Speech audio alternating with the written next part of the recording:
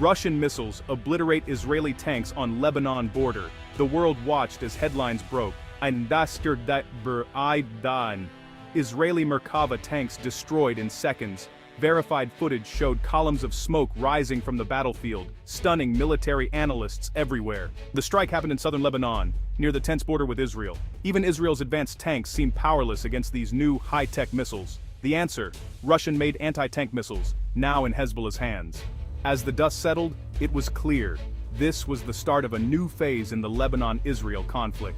The attack on Israeli tanks was not an isolated incident. Over the past weeks, Hezbollah has carried out a series of coordinated assaults along the Lebanon-Israel border. These operations targeted military vehicles, border outposts and supply convoys, overwhelming Israeli defenses and causing significant losses. Israeli officials reported that more than 25 tanks and armored vehicles were hit in a single day. Some of the vehicles were completely destroyed, while others were badly damaged and had to be abandoned. The scale and precision of these attacks caught the Israeli military off guard. Hezbollah fighters, using speed and surprise, moved quickly between firing positions. They launched missiles from hidden bunkers and forested areas, making it difficult for Israeli jets and drones to target them. Each attack was carefully planned, showing a high level of discipline and training. The result was a dramatic increase in tension along the border. Israel responded with airstrikes and artillery fire, but the situation remained highly unstable. Until recently, Israeli tanks had a strong record against missile attacks, but the introduction of Russian-made anti-tank guided missiles, such as the Kornet, has changed the battlefield. These missiles are accurate, deadly, and able to penetrate even the thickest armor. Hezbollah's ability to use these advanced weapons is a game-changer. Their fighters are now equipped with a range of missiles, some obtained from Syrian stockpiles, others supplied directly by Iran, but many made in Russia. The Kornet and similar systems can be fired from hidden positions, guided to the target with pinpoint accuracy. These missiles are not just effective against tanks, they can also destroy fortifications, vehicles, and even low-flying helicopters. The Israeli army has had to rethink its tactics, moving tanks less and relying more on infantry and drones to detect threats. The new missile threat has forced Israel to develop better defenses and new strategies. Still, the psychological impact on troops and commanders is clear. No one knows where the next missile strike will come from, and that uncertainty has changed the way the entire conflict is fought. Behind Hezbollah's new strength are two powerful allies, Iran and Russia. Iran has long supported Hezbollah with money, training, and weapons. Now Russia's role is more important than ever. Russian-made missiles and drones have reached Hezbollah through complex arms shipments. Diplomatic statements from Tehran and Moscow show a new level of cooperation. As their alliance grows, Iran and Russia are reshaping the balance of power in the region. Their support allows Hezbollah to fight a more advanced and deadly war than ever before. With the fighting growing worse, international mediators have called for a ceasefire. But so far, all attempts have failed. Both Israel and Hezbollah say they are not ready to stop fighting, and neither side wants to make concessions. There were, rumors spreading that Iran had asked for a pause in strikes, but Iranian and Hezbollah officials quickly denied them. American diplomats claim they are pressing for peace, but local leaders accuse each other of refusing to cooperate. The lack of trust and clear communication blocks any progress. The United Nations and European Union have tried to bring both sides to the negotiating table, but as missiles keep falling and tanks keep burning, peace talks seem impossible. Each day without a ceasefire means more violence and suffering for people on both sides. The failure of diplomacy has left the region on edge. As long as leaders refuse to compromise, the risk of an even larger war remains dangerously high.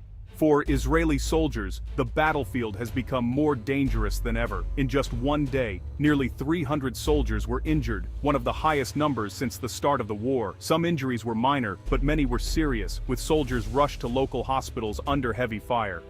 The shock of losing so many tanks has really shaken morale. Soldiers now move cautiously, worried that any hill or tree line could hide a missile team. Commanders have ordered new rules about movement and vehicle use. But fear remains high. Israeli civilians near the border live with constant alarms. Families have been evacuated from dozens of towns. Those who remain must often shelter in bunkers. Schools are closed, and daily life is filled with uncertainty. Even in bigger cities, people worry that advanced missiles might soon reach their homes. The Israeli government has promised new protections, but many ordinary people still feel unsafe. The sense of vulnerability is growing, making peace seem even further away.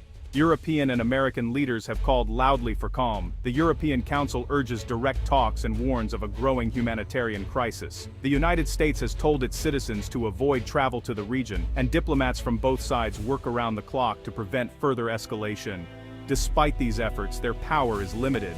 Israel and Hezbollah make their own decisions, and both sides distrust foreign intervention. Aid shipments are blocked by fighting, and peace proposals are often ignored or rejected. Some in the West worry that the conflict could spread and draw in other countries. Yet for now, their influence is mostly through statements and sanctions, not real changes on the ground. As long as the fighting continues, the limits of international diplomacy are clear. Hezbollah's fighters are using new tactics that make them harder to defeat. Instead of large attacks, they work in small mobile teams. These groups carry advanced missiles, set up quickly, and then disappear before Israeli forces can find them. Their arsenal has also grown, including Russian Kornet missiles, Iranian rockets, and hundreds of drones. Some drones are used for spying, others for attacking tanks and vehicles. Military analysts say this combination of speed and technology is what's making Hezbollah so effective right now. By mixing missile attacks with fast raids, Hezbollah keeps the Israeli army guessing. They use tunnels and bunkers to hide from airstrikes, making it almost impossible for Israel to destroy their missile launchers.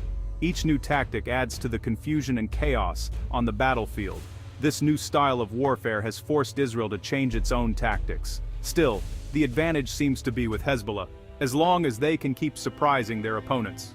The fighting has caused a huge humanitarian crisis in Lebanon. Over 1 million people have fled their homes, many leaving everything behind. Entire towns like Tyre and Marjayoun are now nearly empty, with buildings damaged or destroyed by airstrikes and missile fire.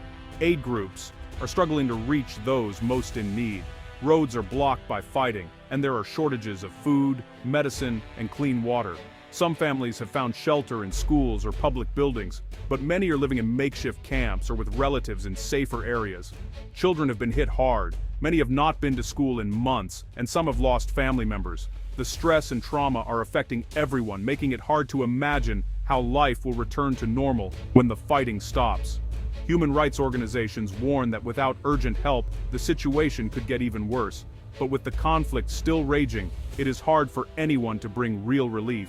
Israel has responded to the missile threat with force. Airstrikes target missile launch sites, bunkers, and Hezbollah command centers. Tanks and troops have moved closer to the border, preparing for possible ground assaults. Some Israeli leaders have even suggested creating a buffer zone inside Lebanon to push Hezbollah fighters further back. These measures are designed to protect Israeli towns and soldiers, but the fighting has only grown more intense. Every Israeli strike brings a new round of Hezbollah retaliation, and the cycle of violence continues. Military experts say Israel is facing one of its most difficult challenges in years. The army must protect civilians, keep its own losses down, and avoid a wider war with Iran or Syria. It is a delicate balancing act, and mistakes could make things even worse. For now, Israel is holding its ground, but the threat of more missile attacks and a possible invasion keeps everyone on edge. The arrival of advanced Russian missiles in Lebanon marks a new era of danger. With each attack, the conflict grows more complex and harder to control. The risk of a bigger, wider war is real, and the suffering of ordinary people on both sides continues to deepen. Diplomatic efforts have stalled, and neither side seems ready to back down. As long as Hezbollah has powerful missiles and Israel answers with force, peace will remain out of reach. The partnership between Iran and Russia ensures that the flow of weapons and support will not stop soon. In the end, the shockwave from these missile attacks is being felt far beyond the battlefield. The whole region faces a future filled with uncertainty, fear, and the possibility of more violence. Only a major change in strategy or leadership can bring hope for real peace.